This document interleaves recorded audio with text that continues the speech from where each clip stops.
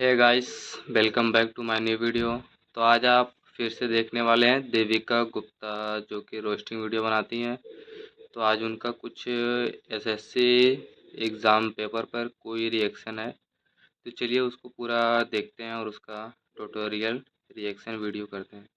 चलिए बिना आपका समय गवाए वीडियो शुरू करते हैं।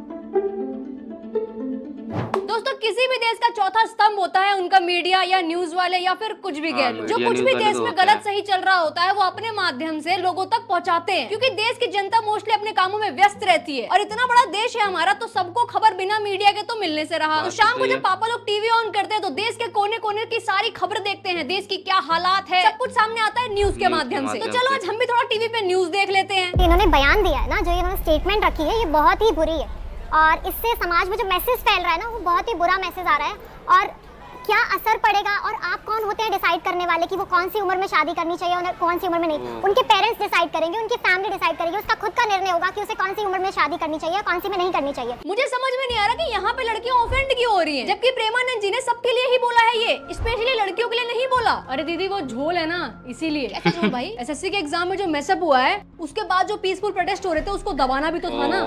आप कहते हो ना कि जेल तो कॉमेडियन जाएगा, तो आज से ये बोलना भी शुरू कर दो कि जेल तो कॉमेडियंस और टीचर्स ही जाएंगे। देश की असली हालत देख करके लग तो यही रहा है। बात तो सही है। आज इंट्रो करने का मन नहीं तो सीधे वीडियो शुरू करते हैं। यार मतलब मेरा इतने सालों का यूट्यूब का करियर, उससे पहले म्यूजिकली पे भी थी मैं, और मोस्टली मैं फनी कंटेंट ही बनाती हूँ। फनी कंटेंट नहीं दीदी, वो आपकी शक्ल पे हंसते हैं। पप्पी अगर तेरी बंदी बन गई है तो इसका मतलब ये नहीं है कि तू बहुत खूबसूरत हो गया है। छुछुंदर तू आज भी लगता है, वो पता लगे कि उसके चश्मा नहीं लगा हुआ, वो पहचान नहीं पा रही तुझे।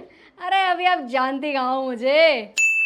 एनीवेज, तो मैं कह रही थी कि मोस्टली जो है मैं फनी कंटेंट बनाते आई हूँ इतने सालों से, लेकिन जो एसएससी मतलब स्टाफ सिलेक्शन कमीशन ने जो मजाक किया है, ऐसा कहाँ ही मैंने किया होगा या फिर कोई बहुत बड़े कॉमेडियन ने किया होगा।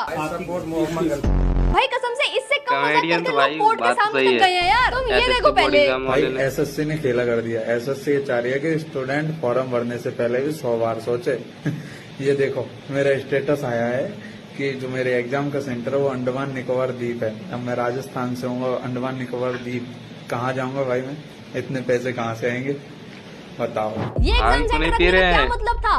तुम सब बेवकूफो जो इसका मतलब समझ नहीं पा रहे हो। तुम फालतू में एसएससी को क्रिटिसाइज कर रहे हो, तुम्हें उनका असली मतलब तो पता ही नहीं था। एसएससी इतना ख्याल रखती है अपने स्टूडेंट्स का कि देखो यार, तुम लोगों ने साल भर लग करके पढ़ाई करी, इतनी मेहनत करी, तो एग्जाम देने कहीं ना कहीं तो जाना ही है। तो अंडमान निकोबार चले जाओ, वहाँ घूम के भी आ जाओगे, एग्जाम देने के बाद छुट्टी मना लेना। घर वाले घूमने के लिए भेजते हैं और वहाँ अंडमान निकोबार पेपर देने के लिए भेजेंगे। तुम्हारे पास पैसे नहीं है तो छुट्टी इंपॉर्टेंट है भाई। अंडमान निकोबार जाओ ना एग्जाम देने, भयंकर क्या बढ़िया जगह है यार। वहाँ जाओ, एग्जाम दो, एग्जाम देने के बाद अगर एग्जाम अच्छा गया हो तो स्कूबा डाइविंग कर लेना। जिंदगी ना मिलेगी दोबारा। उन लोगों ने यूरोप में किया था, तुम अपने इंडिया में ही कर लो। अगर एग्जाम अच्छा हुआ तो सेलिब्रेशन के लिए बीच पे चले जाओ, स्कूबा डाइविंग करो, मजे ही मजे। और एग्जाम अच्छा नहीं हुआ तो स्कूबा डाइविंग फिर भी करो, वापस नहीं आओगे तो भी चलेगा। ऐसा एसएससी चाहता है अपने एस्पिरेंट से। हद मचा दिए भयंकर। अंडमान निकोबार हद करते हो यार। आपको बेवकूफ बनाया। यहाँ गोवा का प्लान नहीं हो पा रहा किसी का। अच्छा, और अंडमान निकोबार भेजा जा रहा है। अंडमान निकोबार भेज दिया था क्या कि देख पढ़ाई तो देख होती रहेगी जिंदगी भर, तू घूम यार, बीच पे जा, लड़कियां ताड़, लड़के ताड़, मजे करो, मजे। जिंदगी में मजा बहुत इंपॉर्टेंट है, ऐसा इनके फूफा देंगे। भाई एसएससी के एग्जाम में इतने घपले, इतने घोटाले कैसे हो रहे हैं? तुम ये क्वेश्चन पढ़ो जरा। Who among the following sang the famous Bollywood song इश्क वाला love from the film Student of the Year 2012? Options: Shreya Ghoshal, Alka Yagnik, नीति मोहन, सुनिधि चौहान। भाई यहाँ पे क्या हो रहा भाई? ये क्वेश्चन सरकारी एग्जाम में क्यों आ रहा है? एग्जाम पेपर में ये सब क्या आ रहा है भाई?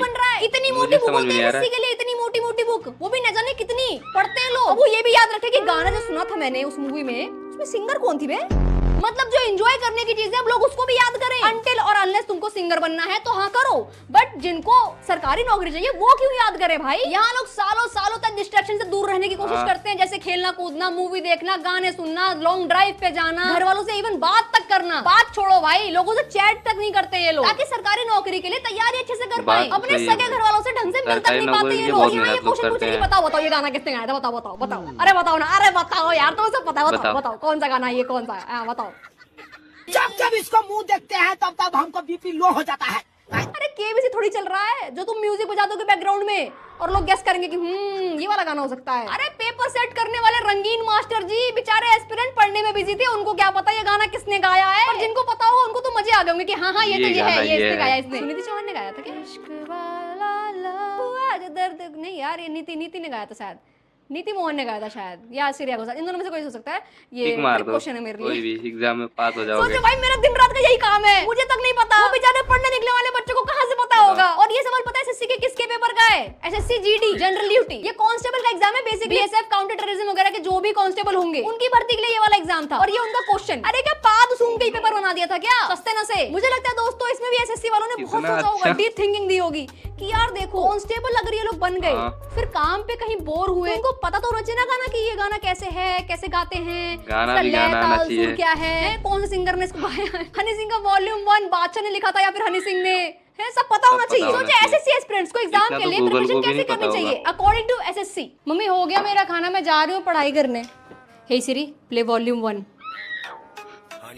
बेटा ये हेडफोन लगा कर कौन सी पढ़ाई हो रही है तुम्हारी? अरे नहीं मम्मी, वो लिरिक्स याद कर रही थी, क्या पता एग्जाम में इसके लिरिक्स लिख करके आ जाएं और मुझसे पूछे कि बताओ सिंगर कौन है, तो मुझे तो लिरिक्स पता नहीं है, तो वही याद कर रही थी। प्रिपरेशन के लिए इतना कम टाइम है बेटा और तुम बैठ के मूवी देख रही हो? अरे मम्मी पढ़ाई ही कर रही हूँ। इस बार क्वेश्चन में पूछ लिया है कि इश्क वाला लव के सिंगर बताओ कौन है, अगली बार ये पूछ लिया कि इश्क वाला लव कितने मिनट कितने सेकंड पे स्टार्ट हो रहा है, तो कैसे बताऊंगी मैं? इसलिए याद कर रही हूँ, सब कुछ लिख लिख करके रख ले रही हूँ, याद रहना चाहिए ना भाई। बहुत प्रेशर है मम्मी, बहुत प्रेशर है। अंग्रेजी बीट का राइटर तो बादशाह है ना, हनी सिंह है ना यार। हनी सिंह है, लेकिन बादशाह ने बोला था कि वो है, हनी सिंह भी बोल रहा है कि वो है। अरे यार ये तो फिर ट्रिक क्वेश्चन हो जाएगा ना। आई बेट यू नो दिस। बोलने वाले क्रिएटर का नाम है मुस्कान कारिया, उसका एक ब्लैक कलर का बिल्ला भी है। ये सब क्या बड़बड़ा रही हो बेटा तुम? मम्मी क्वेश्चन याद कर रही हूँ, क्या पता अगली बार क्वेश्चन में ये भी आ जाए कि बताओ इस क्रिएटर का क्या नाम था और इसका टैगलाइन क्या थी। पर उस मूवी के एक्ट्रेस जो है, अगर उसका नाम वो असली है तो दिन भर मूवी म्यूजिक करती रहती है, पढ़ेगी कब? अरे मम्मी ये सब करना पड़ेगा यार, अब सरकारी नौकरी चाहिए तो यही सब याद करना पड़ेगा ना। अब बताओ क्वेश्चन आ रहा है कि इश्क वाला लव किसने गाया था, वो बताओ। राइटर का नाम याद करो, डायरेक्टर का नाम याद करो, अपने को याद करने तो यार टाइम नहीं होता इतना हम लोगों के पास बात करने का। ज्यादा हो गया, अभी कहाँ, अभी तो मजाक शुरू हुआ है। एग्जाम सेंटर्स का देख लो, एग्जाम सेंटर में बच्चे जा रहे हैं और वहां जाकर उनको पता लग रहा है कि धप्पा ये तो तुम्हारा सेंटर ही नहीं है। इसमें दिखा रहा है आरके डिजिटल सेंटर नंबर 2 और गेट नंबर 2, और ये मैंने अभी एसएससी की साइट से डाउनलोड किया है। इसमें सेंटर दिखा रहा है Pawan Ganga. On the spot centre change किया है इन लोगों ने, ऑन द स्पॉट। अब मैं वहाँ जा भी नहीं सकती हूँ इतनी दूर, यहाँ से वहाँ तक पहुँचना मेरे लिए इम्पॉसिबल है। कुछ बच्चों का एग्जाम सेंटर उनके एडमिट कार्ड पे कहीं और का है और वहाँ जाने के बाद पता लग रहा है कि नहीं नहीं ये तो है ही नहीं, तुम्हारा तो वहाँ है। माना कि इंसान कुछ भी कर सकते हैं, पर इसका मतलब ये थोड़ी ना यार वो एक सेंटर से दूसरे सेंटर पे ऐसे प्रकट हो जाए नारद मुनि की तरह। इतना कंफ्यूज कैसे हो सकता है कि एग्जाम कंडक्ट कराने वाला बोर्ड। इतना कंफ्यूज तो लड़के अपने पीरियड्स में नहीं हो रही, इतना कंफ्यूज तो लड़के नहीं हो रहे कि अपनी मल्टीपल क्रशेस में से किसको हाई लिख के भेजूं, किससे इग्नोर हूं आज।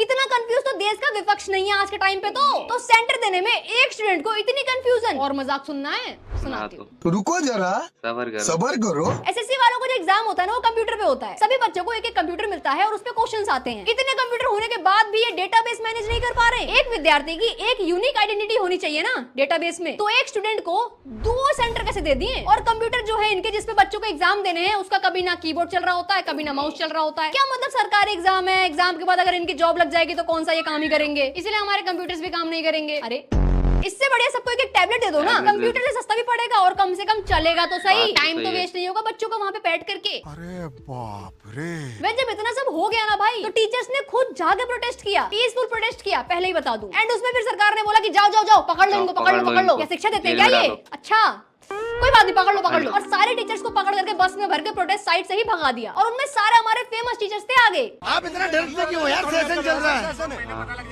मैंने पहन के 2017 में उतार दी। अरे जब आरजी करके केस में प्रोटेस्ट नहीं होने दिया, तो ये तो फिर भी बच्चों के भविष्य से जुड़ा प्रोटेस्ट है, इसको क्यों ही होने देंगे? जब वहाँ गए तो पुलिस ने खुद बोला कि ठीक है 4 लोग आप चलो अंदर, और वहाँ पे खड़ा किया गया। फिर प्लानिंग से क्या किया गया, रस्सी डाल दी गई और उतनी देर में ही 2-3 गाड़ियाँ बसें आई पुलिस की, और ऐसे उठा के लोगों को ले जा रही थी जैसे ये आतंकवादी हैं। इस एसएससी वालों की गलतियां होती हैं कि ये क्वेश्चन गलत लिख देते हैं, बट ये क्वेश्चन गलत है उसको भी बच्चों को बताना है, वो भी 100 रुपए पर क्वेश्चन देके। लेट्स सपोज अगर 10 क्वेश्चन गलत है तो 1000 रुपए हो गए। अब ये चीज हर बच्चे को करनी है। अभी एसएससी में मेरे ताऊ को किसने जॉब दे दी? पप्पी सच सच बता, ये हरकत तेरी थी ना? पगला गई हो क्या दीदी? यहाँ मुझसे मेरी खुद की पढ़ाई नहीं हो रही और आपको लग रहा है कि मैं एसएससी के एग्जाम के क्वेश्चन पेपर सेट कर रहा हूँ। हाँ वो तो तू नहीं कर सकता, तेरी औकात से बाहर है, पर हरकत बिल्कुल तेरी वाली थी। वो हो सकता है, हरकत तो मेरी वाली करी है। सब भांग भोग कर दिया। एसएससी वालों के खुद के पास इन सवालों के जवाब नहीं है जो जनता, टीचर्स, स्टूडेंट्स उनसे कर रही हैं। आयरनी देखो, इनका काम ही सवाल करना है और सवाल का सही जवाब चेक करना। कल जब ये बात मैंने एसएससी के डायरेक्टर को बोली कि आप 100 रुपए वसूलते हो, तो मुझे कहते हैं कि आप मुझे ऑफेंसिव कर रहे हैं और जो है आप ये शब्द वापस लीजिए, पैसा मेरी जेब में नहीं जाता, सरकार को जाता है, उससे रोड बनती है। जैसे एसएससी वालों के जवाब आ रहे हैं ना, मुझे तो लगता है इनका हेडक्वार्टर कसौल में है, क्योंकि ऐसा जवाब या तो बच्चे दे सकते हैं छोटे छोटे, या फिर वहाँ के लोग। कभी नीट के पेपर लीक हो जा रहे हैं, कभी एसएससी एग्जाम में मिसमैनेजमेंट है, कभी रेलवे के एग्जाम्स में प्रॉब्लम आ रही है, और सबसे बड़ी बात, इन एग्जाम्स को कंडक्ट करने के लिए अलग अलग बोर्ड होते हैं और ये सारे बोर्ड ही माल फूक करके एग्जाम कंडक्ट कर रहे हैं, सिर्फ एक बोर्ड को छोड़ के अभी तक के लिए यूपीएससी, वरना बाकी सारे बोर्ड ने बेड़ा गर्क कर रखा है। यहाँ बच्चे जिनके पास पैसे नहीं है, जिनको अभी जॉब करके कमाना है, तुम उनसे खुद के एग्जाम का क्वेश्चन गलत होने के पैसे ले रहे हो, फिर किसी को 3000 किलोमीटर दूर का सेंटर दे रहे हो। तुम्हारे चक्कर में किसी का पूरा साल खराब हो जाता है। और यहाँ पूरा साल जब मैं बोल रही हूँ, इसका मतलब है कि उसकी पूरी मेहनत, पैसा, जो भी चीजें उसने करी होगी पढ़ाई करने के लिए, वो सारी चीज खराब हो जाती है। कई परिवार लोन लेकर के बच्चों को पढ़ा रहे होते हैं कि हमारा बच्चा कुछ बन के दिखाएगा, और इन लोगों को यहाँ मजाक सूझ रहा है। मीडिया तो और ही पागल हो रखी है, प्रेमानंद जी के खिलाफ आवाज उठा रही है ताकि ये मैटर दब जाए, बट तुमने चुप नहीं होना। और पता है क्या मेरे को क्या लगता है, तुम थोड़े दिन और रुको, ये वापस से सीमा सचिन को ले आएंगे न्यूज में कि असली न्यूज तो हम दिखा नहीं रहे, चलो बकैती दिखा देते हैं सीमा सचिन के। बच्चा होने वाला था ना, हो गया बच्चा इनका है। अच्छा, बच्चे की शादी कब करवा रहे हैं फिर? ये एक और बच्चा कर रहे हैं।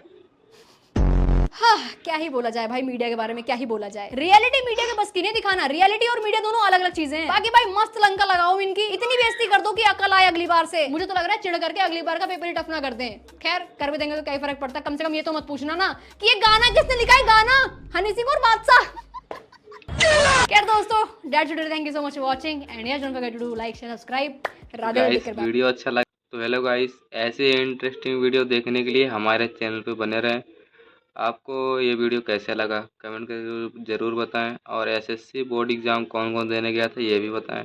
और हाँ, किसका सेंटर किस रूट पे या कितना दूर था, या किसको जाने में कितना कन्फ्यूजिंग हुआ, क्या दिक्कत आया, क्या प्रॉब्लम आया, कमेंट करके ज़रूर बताएं। और हाँ, न्यूज़ पे ज़रा ध्यान दें। मिलते हैं आपसे अगली वीडियो में, चलिए बाय बाय। के लिए फिलहाल इतना ही। आपकी तरह मैं भी मायूस हूँ, लेकिन उम्मीद पर दुनिया कायम है। दिल दुखा है लेकिन टूटा तो नहीं है, और उम्मीद का दामन छूटा तो नहीं।